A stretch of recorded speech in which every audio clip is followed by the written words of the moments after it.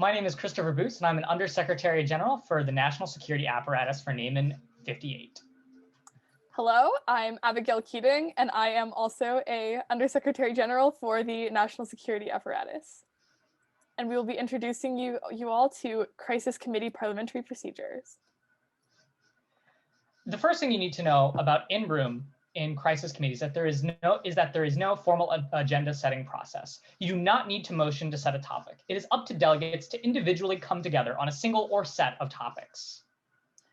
So basically, the way in which topics are set is that instead of a speakers list, delegates will have round robins where every member speaks on their most important issue. And this is usually how every crisis committee starts prior to doing other things with the procedure.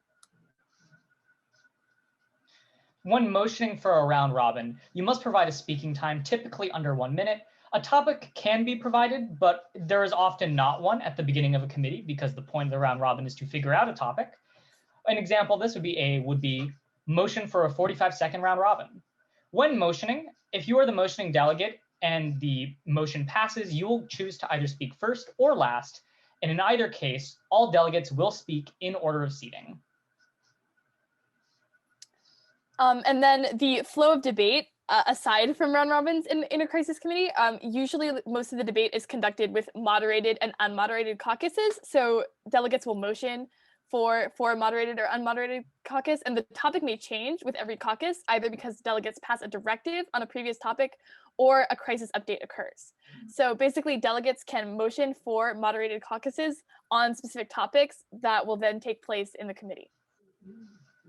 So what is a crisis update? It's a change in the broader world that the committee takes place in, which may or may not follow from delegate actions. They occur routinely, often 2 to 3 per committee session. During this time, after the update is given, staff will also pick up any crisis notes that you have. So crisis notes are a key part of crisis-style committees. Basically, the purpose of a crisis note is to impact the broader world without the committee knowing. So delegates can use their own personal assets or connections that they have, that their characters have in their crisis notes. And then in your crisis notes, you want to have a goal in mind, which might be things like starting a war or building a secret organization or overthrowing certain governments and things like that. Basically, your goal is to have something specific in mind that you as your individual character want to do, and then you're going to use your crisis notes to carry that out. And staffers will read and respond to each of your notes.